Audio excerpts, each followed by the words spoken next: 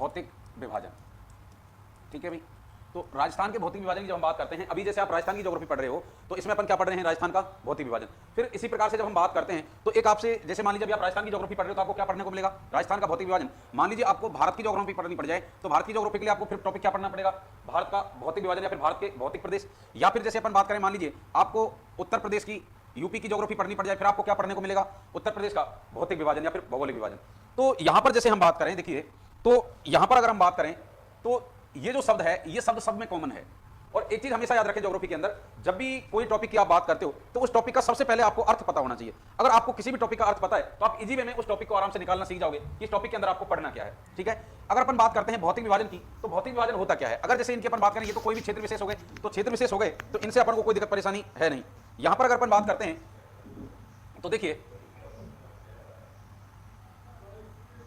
यहां पर जब हम वहां की प्राकृतिक स्थलाकृतियों के आधार पर, किस पर बेटा, प्राकृतिक स्थलाकृतियों के आधार पर वर्गीकृत करना, तो किसी भी क्षेत्र को वहां की प्राकृतिक स्थलाकृतियों के आधार पर वर्गीकृत करना ही क्या कहलाता है, भौतिक विभाजन कहलाता है। अगर अपन बात करें तो जैसे प्राकृतिक स्थलाकृतियों की जब हम बात करते हैं तो प्राकृतिक स्थलाकृतियां कौन सी होती हैं, तो इस धरातल पर उपस्थित ऐसी समस्त संरचनाएं जिनके निर्माण में मानव की कोई भूमिका नहीं होती है, उन्हीं को क्या कहा जाता है, प्राकृतिक स्थलाकृतियों के नाम से जाना जाता है। जैसे अपन बात कर लेते हैं ऐसी संरचनाएं कौन कौन सी होती हैं, तो जैसे पर्वत हैं, जैसे अपन बात करते हैं पठार हैं, इसके बाद में जैसे अपन बात करें मैदान हैं, इसके बाद में जैसे अपन बात करें तटीय क्षेत्र हैं, इसके बाद में अगर हम बात करें तो द्वीप हैं। ठीक है भी, अगर अपन बात करें तो किसी भी क्षेत्र पर जो उपस्थित जो समस्त ऐसी संरचनाएं जिनके निर्माण में मानव का कोई योगदान नहीं होता है, उनको अपन क्या कहते हैं, प्राकृतिक स्थलाकृतियां। और प्राकृतिक स्थलाकृतियों की जब आप बात करते हो तो कौन कौन सी होती हैं, पर्वत, पठार, मैदान। जब हम राजस्थान के भौतिक विभाजन की बात करते हैं तो हमको राजस्थान का जो भौतिक विभाजन है उसमें अब यानी आपको राजस्थान की जब हम बात कर रहे हैं तो राजस्थान में आपको क्या चीजें छांटनी है, तो राजस्थान में आपको बताना है पर्वत है या नहीं है, अगर है तो कहां पर है। उसके बाद आपको राजस्थान में बताना है पठार राजस्थान में है या नहीं है। उसके बाद में अगर हैं तो कहां से कहां तक हैं, मैदान है या नहीं है, अगर हैं तो कहां से कहां तक हैं। इसके बाद में तटीय क्षेत्र हैं या नहीं है, अगर हैं तो कहां तक हैं और नहीं है तो फिर कोई दिक्कत है नहीं। उसके बाद में आता है द्वीप, कि द्वीप भारत राजस्थान में है या नहीं है। तो इस हिसाब से ये संरचनाएं सारी सारी आपको राजस्थान में छांटनी होती हैं। अगर आप इन संरचना को छांट देते हो तब वो फिर उस क्षेत्र का क्या कहलाता है, भौतिक विभाजन कहलाता है। और जब अपन बात करते हैं राजस्थान की, तो देखिए राजस्थान की जब हम बात करते हैं तो हमने राजस्थान की जब उत्पत्ति पढ़ी थी, क्या पढ़ी थी भाई, उत्पत्ति जब हमने राजस्थान की पढ़ी थी तो उत्पत्ति के समय हमने बात की थी, देखिए उत्पत्ति के समय हमने राजस्थान की बात की है। लगभग हमको राजस्थान जो है वो इस प्रकार से दिखाई देता है। और राजस्थान की जब हम बात करते हैं तो आपने ये बात कर चुके हो पहले कि यहाँ पर राजस्थान में फैली हुई है अरावली पर्वतमाला। कौन सी पर्वतमाला फैली हुई है बेटा, अरावली पर्वतमाला। इसके बाद में अगर अपन बात करें, यहाँ पर जहाँ पहले आज पश्चिमी रेत का मैदान दिखाई देता है, आपको रेत का मैदान दिखाई दे रहा है, यहाँ पर पहले क्या था, तैती सागर था। और यहाँ पर आपके पठार वाला भाग पाया जाता है। कौन सा भाग पाया जाता है बेटा, यहाँ पर जो आपको पार्ट जो पाया जाता है वो पाया जाता है पठार। ठीक है, तो यहां पर अगर अपन बात करते हैं, देखिए राजस्थान की जब हम बात करते हैं तो राजस्थान में पर्वतों की जब हम बात करते हैं तो राजस्थान में जब आपको मैप सिखाया था तो मैप के समय आपको एक लाइन बताई थी, जालौर सिरोही से सीकर झुंझुनू को मिलाते हुए एक लाइन ड्रॉ करनी थी। और ये जो लाइन थी यही राजस्थान में किसको दर्शाती है बेटा, अरावली पर्वतमाला को दर्शाती है। तो इसका मतलब राजस्थान में अपने यहाँ क्या पाए जाते हैं, पर्वत पाए जाते हैं। और पर्वतों की जब अपन बात करें तो ये जो पर्वत है ये किसके रूप में मिलता है आपको, अरावली पर्वतमाला के रूप में। किसके रूप में मिलता है बेटा, अरावली पर्वत के रूप में ये आपको मिलता है।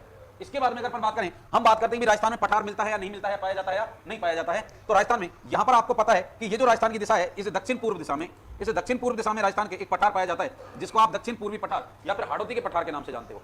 इसके बाद में अगर हम बात करें यहां पर मैदान की जब हम बात करते हैं राजस्थान में, तो यहाँ पे जैसे अपन बात करें तो देखिए ये राजस्थान की कौन सी दिशा है बेटा, उत्तर। ये कौन सी दिशा है, पूर्व। इसके बाद में ये कौन सी दिशा है, दक्षिण। ये कौन सी दिशा है, पश्चिम। कौन सी दिशा है, पश्चिम। अगर अपन बात करते हैं राजस्थान की, तो यहां पर जो ये पश्चिमी जो दिशा है राजस्थान की, यहां पर अगर हम बात करें तो यहां पर पहले कभी क्या है, तैती सागर भरा रहता था। क्या भरा रहता था, तैती सागर भरा रहता था। लेकिन वर्तमान में अगर अपन बात करें तो वर्तमान में यहां पर तैती सागर का जल नहीं है, यहां पर रेत का विस्तार है। और ये रेत का विस्तार राजस्थान के कौन सी दिशा में बेटा, पश्चिम में। इसलिए इसका नाम रख दिया गया है पश्चिमी रेतीला मैदान। क्या नाम रख दिया गया है, पश्चिमी रेतीला मैदान। ठीक है भी। इसके बाद में अगर हम बात करते हैं तो देखिए दूसरा जो आता है, यहां पर आपको पता है कि पहले ये अरावली पर्वतमाला है और ये दक्षिण पूर्वी पठार है। पहले ये दोनों के दोनों जो भाग हैं एक दूसरे के साथ जुड़े हुए थे, बाद में इस अरावली पर्वतमाला से ये पठार अलग हो जाता है। और जब ये अलग हो जाता है तो यहां पर आपको पता है कि यहां पर बन जाता है भ्रंश। क्या बन जाता है बेटा, यहां पर बन जाता है भ्रंश। और ये जो भ्रंश बन जाता है, इस भ्रंश को ही आपने क्या नाम दिया था, इसको आपने नाम दिया था महान सीमा भ्रंश। क्या नाम दिया था, महान सीमा भ्रंश। और ये जो महान सीमा भ्रंश है, अब महान को आप इंग्लिश में क्या कहते हो, ग्रेट। उसके बाद सीमा को बाउंड्री, तो भ्रंश को आप कहते हो फॉल्ट। तब आप इसको शॉर्ट में कहने लग जाते हो ग्रेट बाउंड्री फॉल्ट, यानी इसको अपन कह देते हैं GBF। किसके नाम से जानते हैं बेटा, GBF, यानी ग्रेट बाउंड्री फॉल्ट के नाम से अपन जानते हैं। आपको पता है कि जब ये पठार अलग हो गया तो यहाँ पर गड्ढा बन गया। और ये जो गड्ढा था ये बाद में अरावली से निकलने वाली नदियों के द्वारा भर दिया गया। तो भर दिया गया तो यहाँ पर एक समतल क्षेत्र बना। और समतल क्षेत्र को आप किसके नाम से जानते हो बेटा, मैदान के नाम से। और ये मैदान आपके राजस्थान की कौन सी दिशा में आया, पूर्व में। इसलिए इसका नाम क्या रख दिया गया, इसका नाम रख दिया गया पूर्वी मैदान। क्या नाम रख दिया गया, पूर्वी मैदान।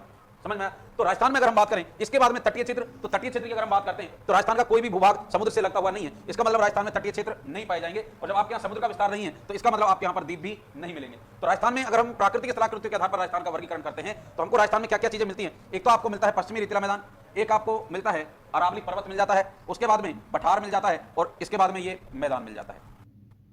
4 भागों में बांट दिया जाता है। इसके बाद में अगर अपन बात करते हैं तो देखिए, एक आपने नाम सुना होगा भौगोलिक विभाजन। क्या कहते हैं भी अपन?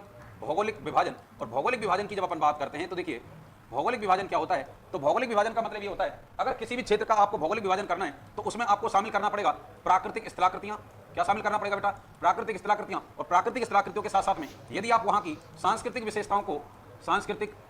विशेषताओं को यानी जैसे आपके नदी वगैरह अगर कोई क्षेत्र में प्रवाहित हो रही है प्रमुख रूप से, तो उन क्षेत्रों को अगर आप यानी प्राकृतिक स्थलाकृतियों के साथ में किसी भी क्षेत्र की सांस्कृतिक विशेषताओं को अगर शामिल कर देते हो और फिर किसी भी क्षेत्र का वर्गीकरण करते हो, तो वही उस क्षेत्र का क्या कहलाता है बेटा? वो कहलाता है भौगोलिक विभाजन। क्या कहलाता है? भौगोलिक विभाजन। अगर राजस्थान के भौगोलिक विभाजन की अपन बात करते हैं तो राजस्थान का जो सर्वप्रथम जो भौगोलिक विभाजन किया गया था, तो राजस्थान का सर्वप्रथम जो भौगोलिक विभाजन है ये किया गया था 1968 में। कब किया गया था बेटा? 1968 में। और 1968 की जब अपन बात करते हैं तो 1968 में एक व्यक्ति आते हैं जिनका नाम आता है विनोद चंद मिश्रा। क्या नाम आता है? विनोद चंद मिश्रा। और ये जो विनोद चंद मिश्रा हैं, इन्हीं को आप शॉर्ट में कहते हो वीसी मिश्रा। किसके नाम से जानते हो? वीसी मिश्रा के नाम से जानते हो।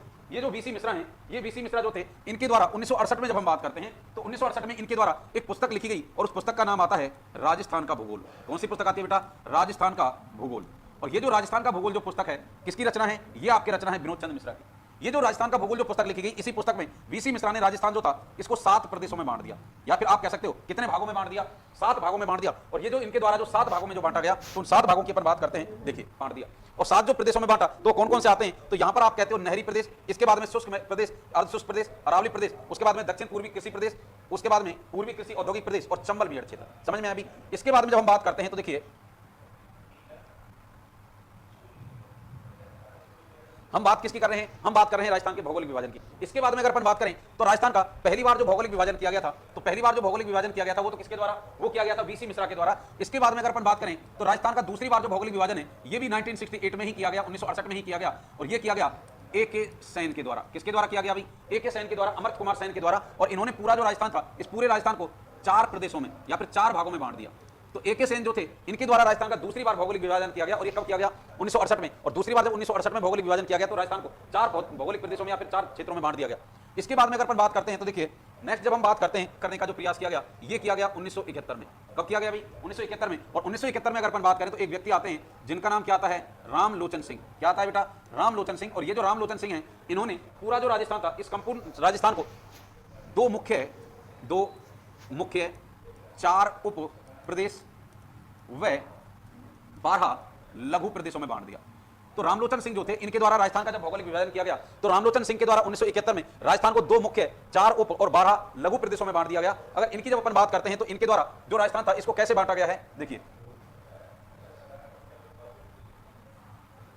आप किसी भी लेवल के लिए तैयारी कर रहे हो उसमें कोई दिक्कत नहीं है, और आप नए हो या पुराने हो उससे कोई फर्क नहीं पड़ेगा। अपनी जो क्लास का जो अपने लेवल रखा है, ये यही रखा है कि आप किसी भी लेवल की जब आप तैयारी कर रहे हो, ठीक है, तो आपको बिल्कुल जीरो से और हीरो तक की अपन लेकर के चलने की गारंटी है। ये यूट्यूब पे कहते सारे के सारे कोचिंग वाले हैं और सारे पढ़ाने वाले कहते हैं कि अपन जीरो से हीरो कर रहे हैं, लेकिन बिल्कुल जीरो से अपन स्टार्ट कर रहे हैं इस क्लास को। आपने चाहे एक भी दिन ज्योग्राफी नहीं पढ़ाओ और आप एक बार ये पूरा जो भी हम टॉपिक पढ़ा रहे हैं उस पूरे टॉपिक को आप एक बार कंप्लीट कर लीजिए। आप चाहे किसी ने 5 बार पढ़ रखा हो और आप पहली बार पढ़ रहे हो, आप उनके इक्वल हो जाओगे। इतना विश्वास हम आपको दिला सकते हैं, ठीक है। देखिए, तो राजस्थान की जब हम बात करते हैं, इसको 12 लघु प्रदेशों में कौन कौन से में बांटा गया है? तो इन्होंने कहा है मरुस्थल। और ये जो मरुस्थल है, इस मरुस्थल को इन्होंने 3 भागों में बांट दिया। कितने भागों में बांट दिया बेटा? 3 भागों में। एक तो इन्होंने कहा है बीकानेर का मरुस्थल, एक इन्होंने कहा है जैसलमेर का मरुस्थल, और इसके बाद में एक इन्होंने कहा है बाड़मेर मरुस्थल। सारा जो ये पार्ट है, इस पार्ट को फिर बाद में कितने पार्टों में बांट दिया गया है? 3 पार्टों में बांट दिया गया है। तो 1, 2 और 3, ठीक है भाई। इसके बाद में इन्होंने कहा है राजस्थान बांगर। और राजस्थान बांगर की जब अपन बात करते हैं तो इन्होंने राजस्थान जो बांगर है, इस राजस्थान बांगर की जब हम बात करते हैं तो इसको इन्होंने 4 पार्टों में बांट दिया है। और 4 पार्टों की जब आप बात करते हो तो 4 पार्ट कौन कौन से आते हैं? देखिए, यहां पर इन्होंने इस प्रकार से 1, इसके बाद में 2, 3 और 4, ठीक है। तो राजस्थान जो बांगर है इसको 4 पार्टों में बांट दिया है। एक को इन्होंने कहा है घग्गर प्रदेश या फिर घग्गर क्षेत्र, इसके बाद में इन्होंने कहा है शेखावाटी प्रदेश, इसके बाद में एक इन्होंने कहा है लूनी नागौरी उच्च भूमि, और इसके बाद में अगर अपन बात करें, एक इन्होंने क्या कह दिया है? एक इन्होंने कहा है लूनी या फिर लूनी नदी का जो प्रवाहित क्षेत्र होता है उसी को एक नाम और दे देते हैं अपन, गौड़वाड़ प्रदेश। तो इसको अपन कह देते हैं लूनी ऑब्लिक गॉडवार प्रदेश। ठीक है बेटा, तो यहां पर जब हम बात करते हैं तो देखिए हम बात कर रहे हैं किसकी बेटा, हम बात कर रहे हैं राजस्थान के भौगोलिक विभाजन की। और राजस्थान का सर्वप्रथम भौगोलिक विभाजन तो किसने किया है, सर्वप्रथम भौगोलिक विभाजन किया है किसने। देखिए अगर यहां पर हम बात करें तो भी 2 उप प्रदेशों में बांटा है। हमने बात की ना 4 उप हैं, तो 4 2 तो इनके हो गए और 2 इसके उप जो प्रदेश आते हैं, तो कौन कौन से आते हैं देखो। यहां पर जब हम बात करते हैं तो इन्होंने अरावली जो है, यानी ये आपकी अरावली हो गई, तो इस अरावली को ऐसे करके 3 पार्टों में बांटा है। ये वाला जो पार्ट है इसको इन्होंने कहा है उत्तरी अरावली। कौन सा कहा है बेटा, उत्तरी अरावली। ये वाला जो पार्ट है इसको इन्होंने कहा है मध्य अरावली, और ये वाला जो पार्ट है इसको इन्होंने कह दिया है दक्षिणी अरावली। क्या कह दिया बेटा, दक्षिणी अरावली। तो अगर अपन बात करते हैं तो इन्होंने अरावली जो है, इस अरावली को कितने उपभागों में बांट दिया है, तो अरावली को लघु प्रदेशों में जब बांटते हैं तो 3 में बांटा गया है। एक तो आप कहते हो उत्तरी अरावली, क्या कहते हो बेटा, उत्तरी अरावली। एक आप कहते हो मध्य अरावली, क्या कहते हो, मध्य अरावली। इसके बाद में एक आप कहते हो दक्षिणी अरावली। कौन सी अरावली है, दक्षिणी अरावली। तो अगर अपन बात करें तो अरावली को भी इनके द्वारा 3 उपभागों में बांट दिया गया है, या फिर लघु प्रदेशों में बांट दिया गया है। और उसके बाद में अगर अपन बात करें चंबल की, तो चंबल वाला जो भाग है, यानी ये वाला जो पार्ट है, इसको इन्होंने फिर 2 पार्टों में बांटा है। अगर इसकी अपन बात करें तो इसको इन्होंने कहा है मध्य चंबल। क्या कहा है अभी, मध्य चंबल। और इसके बाद में इन्होंने कहा है निम्न चंबल, निम्न चंबल। तो इनके द्वारा राजस्थान जो है, यानी इसको 2 मुख्य, यानी ये जो पार्ट है इसको इन्होंने कह दिया है, ये तो हो गया निम्न चंबल और ये हो गया आपके भी मध्य चंबल। ठीक है, तो यहां पर अगर अपन बात करते हैं तो रामलोचन सिंह जो है, रामलोचन सिंह के द्वारा राजस्थान को 2 मुख्य, 4 उप और 12 लघु प्रदेशों में बांटा गया है। और ये कैसे कैसे बांटा गया है वो चीज आपके सामने।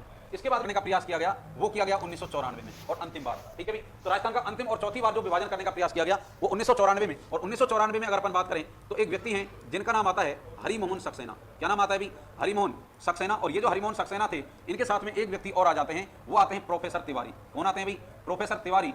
और इनके द्वारा, यानी हरिमोहन सक्सेना और प्रोफेसर तिवारी, इन दोनों के द्वारा जब हम बात करते हैं तो 1994 में एक पुस्तक लिखी गई और पुस्तक का नाम आता है राजस्थान का प्रादेशिक भूगोल। कौन सी पुस्तक लिखी गई बेटा, राजस्थान का प्रादेशिक भूगोल। और ये जो राजस्थान का जो प्रादेशिक भूगोल है, इस पुस्तक में अपन बात करते हैं तो इस पुस्तक में राजस्थान को किसके आधार पर, उच्चावचों के आधार पर। किसके आधार पर भी, उच्चावचों के आधार पर। अब उच्चावच का मतलब क्या होता है, तो उच्चावच का मतलब होता है किसी भी स्थान के सबसे ऊंचे और सबसे नीचे स्थानों के मध्य का जो अंतर होता है, वही क्या कहलाता है, उच्चावच यानी रिलीफ कहलाता है। और उच्चावच के आधार पर जो हरिमोहन सक्सेना है और प्रोफेसर तिवारी हैं, इन्होंने राजस्थान को 4 भौतिक प्रदेशों में बांटा। कितने में, 4 भौतिक प्रदेशों में बांटा। और 4 जो भौतिक प्रदेशों में बांटा, ये कौन कौन से आते हैं, तो उनकी बात आप पहले ही कर चुके थे। देखिए इनके द्वारा जो भौतिक प्रदेश बताए गए वो कौन कौन से आते हैं, तो इनके द्वारा 4 भौतिक प्रदेशों में राजस्थान को बांटा गया है। और 4 जो भौतिक प्रदेश आते हैं, तो देखिए यहाँ आपको पता है, इधर इस प्रकार से आपके गुजरती है भी कौन, अरावली पर्वतमाला। कौन सी माला है, अरावली पर्वतमाला है। और इसके बाद में अगर अपन बात करें तो देखिए यहाँ आपको पता है, ये वाला जो भाग है, यहाँ पर आपके राजस्थान में क्या है, पठार।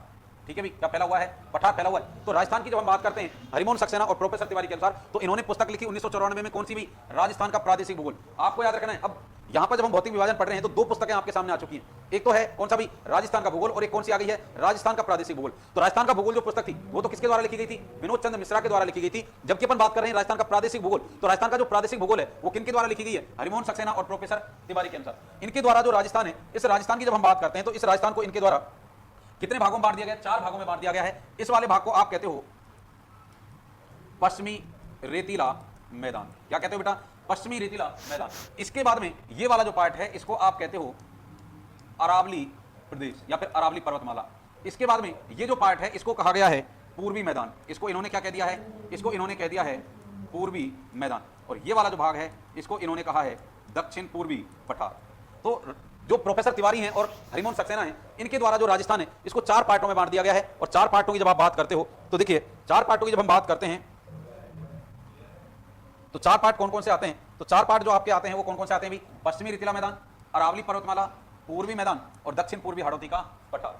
समझ में आया भी। यहां पर अगर अपन बात करें, जो ये आपने 4 लोगों का जो वर्गीकरण देखा है, अब 4 का वर्गीकरण किस किस का देखा है, देखिए द्वारा बात की गई वीसी मिश्रा के द्वारा, और ये कब की गई 1968 में।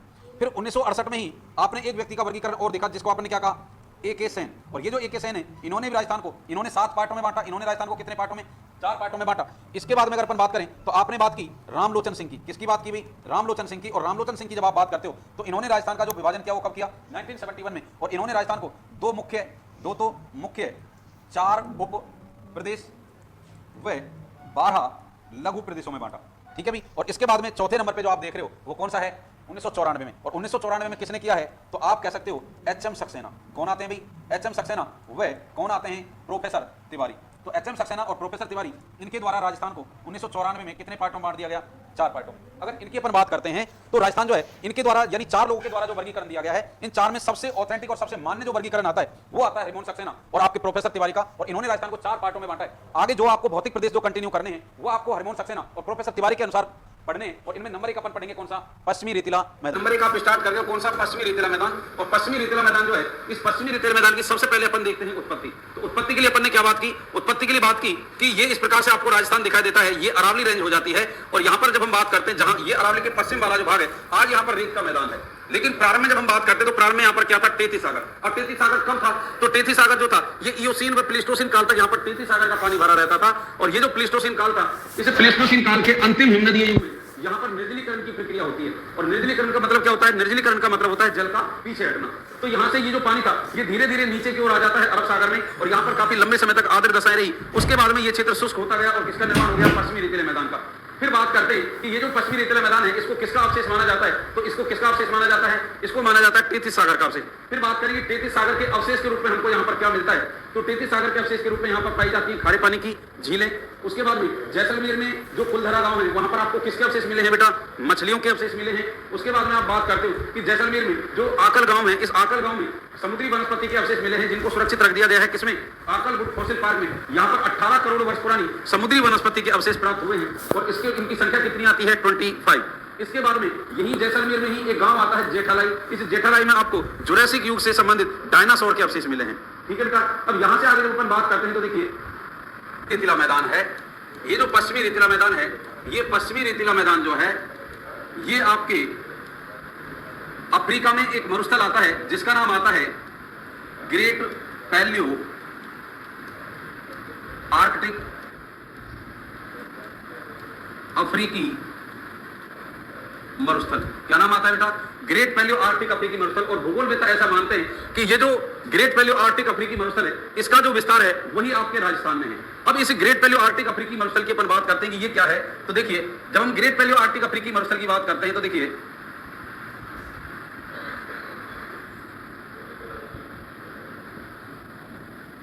यहां पर जब हम इस प्रकार से बात करते हैं तो यहां पर अगर हम बात करें तो आपने ये अफ्रीका महाद्वीप, और अफ्रीका महाद्वीप में अगर अपन बात करें तो आपने एक मरुस्थल का नाम सुना होगा, सहारा मरुस्थल, सहारा डेजर्ट। ये जो सहारा मरुस्थल है तो भूगोलवेत्ता ऐसा बताते हैं कि ये जो सहारा मरुस्थल है यहां से होते हुए यानी सहारा मरुस्थल से होते हुए Syria, Iran, Afghanistan, Tajikistan, Pakistan और भारत, इतने बड़े क्षेत्र में एक मरुस्थल फैला हुआ है। और इतने बड़े क्षेत्र में जो मरुस्थल फैला हुआ है जिसका विस्तार कहां से प्रारंभ होता है? जो आपके अफ्रीका के सहारा मरुस्थल से प्रारंभ होता है। सहारा मरुस्थल से प्रारंभ होते हुए Syria, Iran, Afghanistan, Tajikistan, Pakistan और भारत, इतने बड़े क्षेत्रों में एक मरुस्थल फैला हुआ है। और ये जो मरुस्थल है इसी मरुस्थल को आप किसके नाम से जानते हो बेटा? इसको आप कहते हो ग्रेट पैलियो आर्कटिक अफ्रीकी मरुस्थल। ये जो ग्रेट पैलियो आर्कटिक अफ्रीकी जो मरुस्थल है, इस ग्रेट पैलियो आर्कटिक अफ्रीकी मरुस्थल का जो पूर्वी भाग है, कौन सा भाग बेटा? पूर्वी भाग। तो पूर्वी भाग तो यही हो गया। इस ग्रेट पैलियो आर्कटिक अफ्रीकी मरुस्थल का जो पूर्वी भाग है, कौन सा भाग? पूर्वी भाग जो आता है, तो इसका जो पूर्वी भाग है, इस पूर्वी भाग को कहा जाता है, पूर्वी जो भाग है इसके पूर्वी भाग को कहा जाता है थार का मरुस्थल। क्या कहा जाता है बेटा? थार का मरुस्थल के नाम से जाना जाता है। और जब आप बात करते हो थार के मरुस्थल की तो ये जो थार का मरुस्थल है ये विश्व का, कौन सा बेटा? विश्व का 17वां सबसे बड़ा मरुस्थल है। 17वां सबसे बड़ा मरुस्थल है, सबसे बड़ा मरुस्थल है। इसके बाद में अगर अपन बात करें इसी थार के मरुस्थल की तो ये उपोष्ण की दृष्टि से, किसकी दृष्टि से बेटा?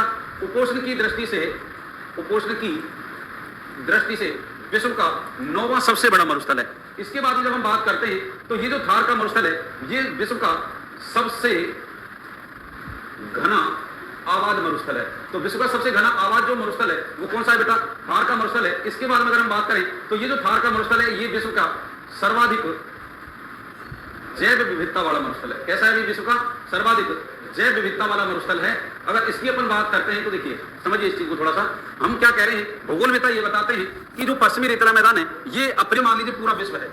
इस पूरे विश्व में जितने भी मरुस्थल हैं उनमें इसका जो नंबर आता है वो कौन सा आता है बेटा? 17वां नंबर आता है। यानी विश्व में इससे बड़े बड़े और कितने मरुस्थल हैं? 16 इससे बड़े बड़े मरुस्थल हैं। लेकिन अपन ने बात की विश्व का 17वां सबसे बड़ा है, लेकिन उपोष्ण की दृष्टि से इसका नंबर कौन सा आता है? 9वां। तो उपोष्ण का मतलब क्या है? तो देखिए यहां पर जब हम बात करते हैं तो आपने ये बात की थी कि ये जो पृथ्वी है इस पृथ्वी के बीचों बीच से होकर के गुजरती है 0 डिग्री, यहां पर होकर के गुजरता है 23.5 डिग्री यानी जिसको आप क्या कहते हो?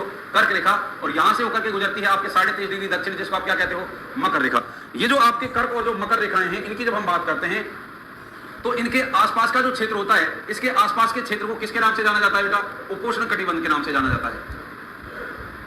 तो पूरे विश्व में तो इसका नंबर आता है 17वां, लेकिन केवल इन क्षेत्रों की बात करते हैं। तो केवल इन क्षेत्रों की बात करें तो इन क्षेत्रों में जो मरुस्थल है पूरे विश्व में, उनमें इसका नंबर आता है कौन सा? 9वां सबसे बड़ा मरुस्थल है ये, यानी 8 बड़े बड़े और मरुस्थल हैं इससे। इसके बाद में अगर अपन बात करें, विश्व का सबसे घना आबाद मरुस्थल है। घने आबाद मरुस्थल का मतलब यह है कि जितने लोग बाग यहाँ रह रहे हैं इस मरुस्थल में, उतने किसी भी मरुस्थल में नहीं रहते हैं। जितने जीव जंतु इसमें पाए जाते हैं उतने किसी में भी नहीं पाए जाते, तो इसलिए इसको क्या कहा जाता है? सबसे घना आबाद मरुस्थल। इसके बाद में हम बात करते हैं सर्वाधिक जैव विविधता वाला मरुस्थल। तो सर्वाधिक जैव विविधता से यानी बायोडाइवर्सिटी से अपना क्या तात्पर्य है? तो इसका तात्पर्य यह है कि जितने जीव जंतु, जितने मानव, जितने पशु या फिर जितनी वनस्पति इस पेड़ पौधे इस मरुस्थल में पाए जाते हैं, इन सबको मिलाकर के ही आप क्या कह देते हो? जैव विविधता। तो जितने इसमें पाए जाते हैं उतने विश्व के किसी भी मरुस्थल में नहीं पाए जाते हैं। तो ये हमने बात की किसकी भी? थार के मरुस्थल की। अब जब हम थार के मरुस्थल की बात कर रहे होते हैं तो देखिए, ये जो थार का मरुस्थल है, हमने बात की कि ये जो थार का मरुस्थल है, तो ये जो थार का मरुस्थल है, ये थार का मरुस्थल 2 देशों में फैला हुआ है। कितने देशों में फैला हुआ है बेटा? ये आपके 2 देशों में फैला हुआ है। और जब 2 देशों की हम बात करते हैं तो एक तो इसका विस्तार है किसमें बेटा? पाकिस्तान में, और एक इसका जो विस्तार है वो किसमें आता है? भारत में। किसमें आता है बेटा? भारत में। अगर जब हम बात करते हैं इसकी तो देखिए, जब ये मरुस्थल पाकिस्तान में होता है, यानी अगर इस थार के मरुस्थल को आप 100% मान लो, कितना मान लो बेटा? 100% मान लो, तो ये जो 100% है इसमें से 15% जो हिस्सा है, कितना बेटा? 15% जो हिस्सा है ये तो आपके फैला हुआ है कहां पर? पाकिस्तान में। जबकि इस थार के मरुस्थल का 85% जो हिस्सा है वो किसमें आता है? भारत में। किसमें आता है? भारत में। अगर यहां पर जब हम बात करते हैं पाकिस्तान की, तो पाकिस्तान में इसको क्या कहा जाता है? पाकिस्तान में इसको कहा जाता है चोलिस्तान। क्या कहा जाता है? चोलिस्तान। लेकिन अगर हम बात करते हैं भारत की, तो भारत में इसको किन किन नामों से जाना जाता है? भारत में जब हम बात करते हैं तो सबसे पहले हम बात करते हैं रामायण की। किसकी बात करते हैं? रामायण की। और रामायण में ये जो भूभाग था, यानी जिसको आप पश्चिमी रीतिला मैदान कह रहे हो, इसी को रामायण में एक नाम दिया गया है। इसी को कहा गया है मरुकांतर प्रदेश। किसके नाम से जाना गया बेटा? इसी को कहा गया है मरुकांतर प्रदेश। मरुकांतर प्रदेश।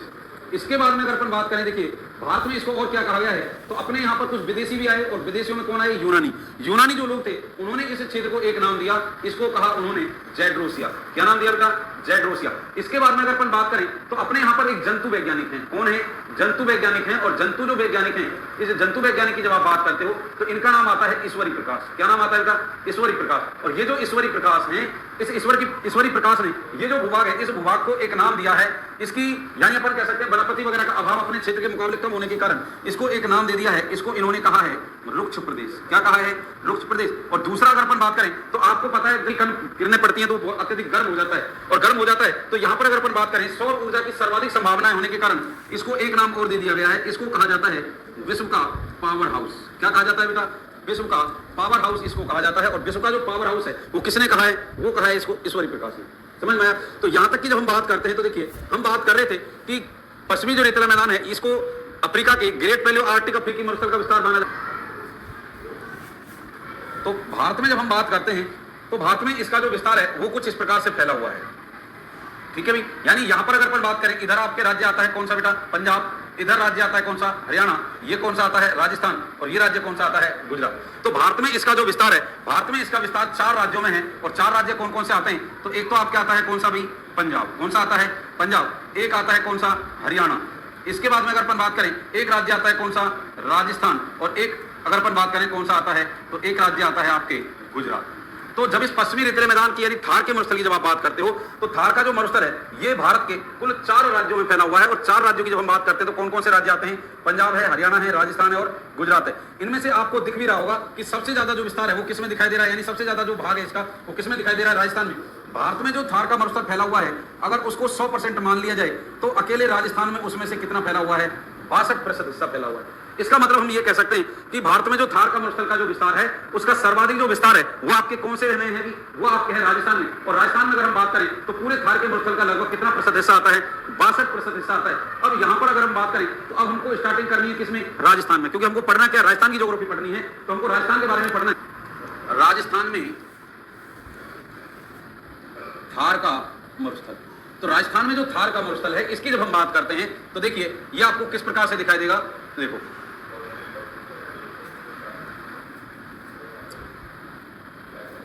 यहां पर जब हम बात करते हैं तो आपको पता है इधर ये आपके फैली हुई है कौन बेटा, अरावली पर्वतमाला। कौन फैली हुई है? अरावली पर्वतमाला। और इसके बाद में ये जो पश्चिमी रेतीला मैदान है इसी को अब आप क्या कहोगे? थार का मरुस्थल कहोगे। यहां पर जब हम बात करते हैं तो ये जो पश्चिमी रेतीला मैदान है यानी थार का मरुस्थल है, इसके बारे में जब हम राजस्थान के सापेक्ष में पढ़ते हैं तो आपको क्या याद रखना है? देखिए सबसे पहले तो आपको याद रखना है भारत के कुल मरुस्थल का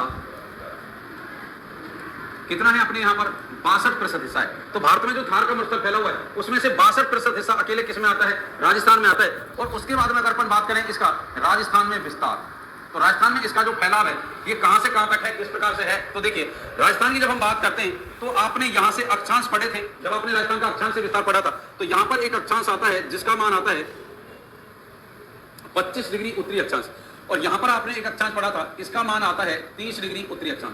तो राजस्थान में इसके जब हम बात करते हैं सबसे पहले हम बात करते हैं इसके अक्षांशीय विस्तार की। किसकी बात करते हैं बेटा?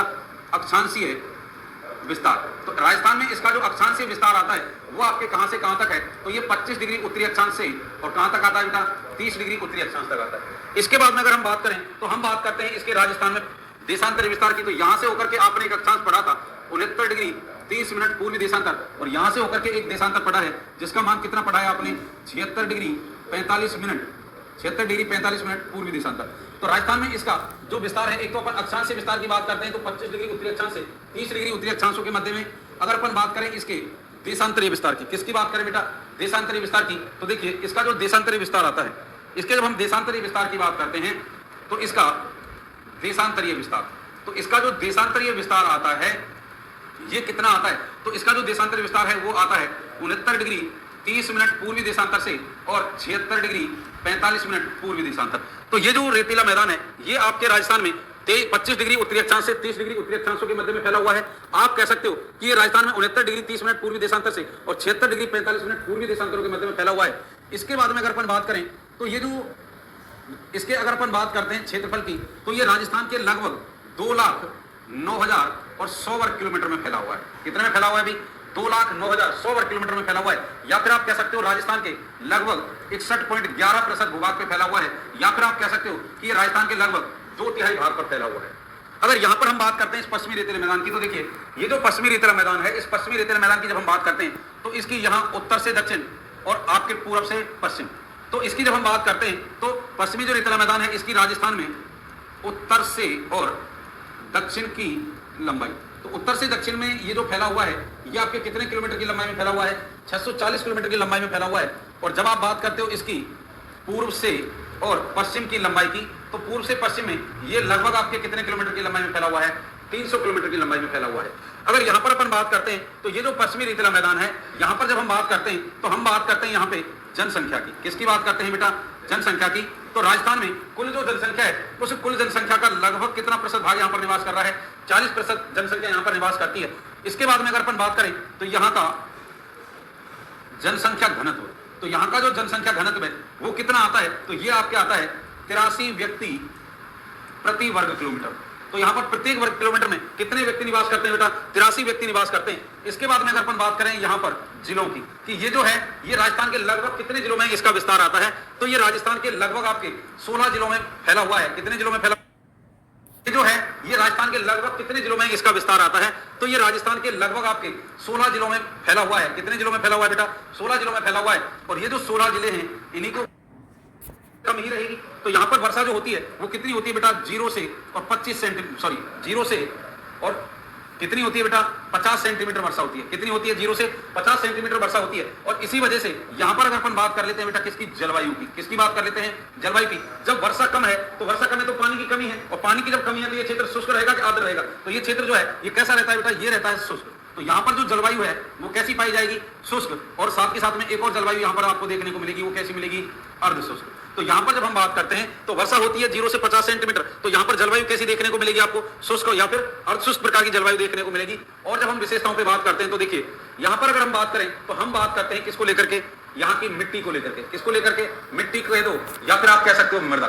तो यहाँ पर मिट्टी या फिर जो मृदा है वो किस प्रकार की मिलेगी? तो यहाँ पर आपने पहले ही पढ़ लिया था, नाम ही क्या था इसका? रेतीला मैदान। तो यहाँ पर जो मिट्टी मिलती है वो कैसी मिलती है बेटा? मिट्टी यहाँ पर मिलती है रेतीली। कैसी मिलती है अभी? रेतीली। और रेतीली के साथ साथ में एक मिट्टी और पाई जाती है जिसको आप कहते हो रेतीली जलोढ़। कौन सी कहते हो? रेतीली जलोढ़। तो यहाँ पर जो मिट्टी जो पाई जाएगी वो कैसी मिलेगी बेटा? रेतीली और रेतीली जलोढ़ मिलेगी। इसी को आपने एक नाम सुना होगा, जब अपन अमेरिका के वैज्ञानिक वर्गीकरण की बात करते हैं तो आपने एक नाम सुना होगा, एरिड सोल। क्या नाम सुना होगा भाई? Arid soil. तो राजस्थान में जो यहाँ पर जो मिट्टी मिलेगी वो किस प्रकार की मिलेगी? एरिड सोल प्रकार की मिट्टी पाई जाती है। इसके बाद में जब हम बात करते हैं तो हम बात करते हैं यहाँ की वनस्पति की। किसकी बात करते हैं बेटा? वनस्पति की। तो वनस्पति की जब आप बात करते हो तो वनस्पति की जब हम बात करते हैं तो यहाँ पर वनस्पति किस प्रकार की देखने को मिलेगी आपको? तो वनस्पति की जब हम बात करते हैं तो वनस्पति यहाँ पर किस प्रकार की पाई जाती है? आपको पता है कि पानी की कमी है, और जब पानी की कमी है तो यहाँ पर अपने जैसे तो पेड़ पौधे होंगे नहीं, यानी जिनका अपन कह सकते हैं ट्री कैनोपी जो है, वृक्ष घनत्व अगर अधिक रहेगा तो वो तो यहाँ पर पेड़ जीवन ही संभव नहीं कर पाएंगे। तो यहाँ के जो पौधे होते हैं वो अपनी पत्तियों को किसमें बदल लेते हैं बेटा? कांटों में। किसमें बदल लेते हैं? कांटों में। तो यहाँ पर जो वनस्पति जो पाई जाती है उनको आप कह देते हो मरुदभिद वनस्पति। कौन सी कहते हो बेटा? मरुदभिद वनस्पति। या फिर आप इन्हीं को कह सकते हो, एक नाम और दे सकते हो, आप कह सकते हो जेरोफाइट्स। क्या कह सकते हो? जेरोफाइट्स। तो यहाँ पर अगर अपन बात करें तो ये जो पश्चिमी रेतीला मैदान है यहाँ पर आपको किस प्रकार की वनस्पति देखने को मिलती है? तो यहाँ पर जैसे आपके नागफनी हो गया, ठीक है भाई, नागफनी हो गया, नागफनी। इसके बाद में जैसे आपने नाम सुना होगा कैक्टस। तो नागफनी है, कैक्टस है, रोइडा है, बबूल है, झाड़ियां हैं, ये यहाँ पर मुख्य रूप से उगती हैं क्योंकि यहाँ पर पानी की क्या पाई जाती है? कमी पाई जाती है। और पानी की कमी होने के कारण ये जो पौधे होते हैं इनकी जो पत्तियां हैं वो बड़ी नहीं होती, छोटी होती हैं, और पत्तियों को इतना छोटा कर लेते हैं कि पत्तियां किसमें कन्वर्ट हो जाती हैं? कांटों में। इसी वजह से अपन कह सकते हैं कि यहाँ पर जो वनस्पति पाई जाएगी उसको अपन क्या कहेंगे? मरुदभिद वनस्पति, या फिर क्या कहेंगे? जेरोफाइट्स वनस्पति के नाम से जानते हैं। इसके बाद में जब हम बात करते हैं तो और एक चीज आपको याद रखनी है, और वो क्या याद रखनी है? देखो यहाँ पर अगर हम बात करें तो हमसे पूछ लिया जाता है इसका ढाल। क्या पूछ लिया जाता है बेटा? ढाल। कि पश्चिमी जो रेतीला मैदान है इसका ढाल किस दिशा से किस दिशा की ओर है? तो यहाँ पर जब हम ढाल की बात करते हैं, देखिए ये इसकी उत्तर दिशा है, ये दक्षिण है, ये पूर्व है और ये पश्चिम। यहाँ पर जो इसकी ऊंचाइयां हैं वो कितनी है? 300 मीटर। यहाँ पर जो इसकी ऊंचाई है वो कितनी आती है? 300 मीटर। और यहाँ आते आते इसकी जो ऊंचाई है वो केवल रह जाती है 150 मीटर के आसपास। कितनी रह जाती है? 150 मीटर। इसका मतलब ये जो क्षेत्र है ये कुछ इस प्रकार का है, यानी यहाँ से ऊंचा है और यहाँ से इधर की ओर जाते हैं तो नीचा। तो ढाल की जब हम बात करते हैं तो इसका जो ढाल है वो कैसे निकल के आता है? तो इसका जो ढाल है वो उत्तर पूर्व दिशा से दक्षिण पश्चिम दिशा की ओर है। तो इसका जो ढाल है वो कहां से कहां तक आता है बेटा? तो इसका जो ढाल आता है वो आपके उत्तर पूर्व दिशा से, और कहां की ओर आता है? दक्षिण पश्चिम दिशा की ओर आता है। ठीक है भाई।